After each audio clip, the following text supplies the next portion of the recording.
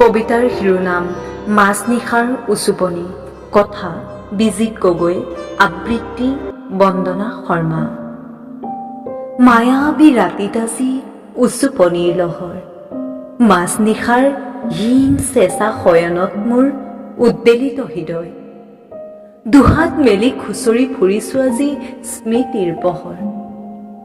মোৰ সেউতাৰ জোনটোৰ গহন লাগিল, অমানিশাৰ আন্ধাৰত জিলিকিছে শুভ্ৰ পূজা। হেৰাই গ'ল মোৰ ওঠৰ ফাগুনী পচোৱা, আইনাখনৰো আজি প্ৰিয় ৰং বগা।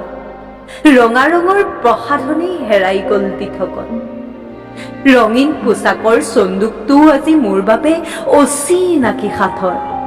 ৰংহীন জীৱনৰ আশাহীন স্বপ্নবোৰ দেউকা কোবাই নীল গগনত।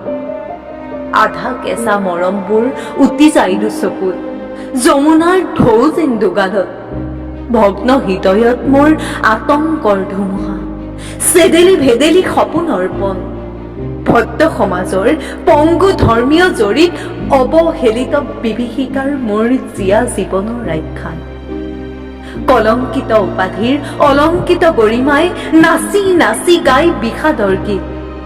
সুঠাম ডেকাৰ সুগুৰিত যৌন গ্ৰন্থিৰ লহৰ, কলংকিত মানৱৰ তোষা মুদি চিঞৰ।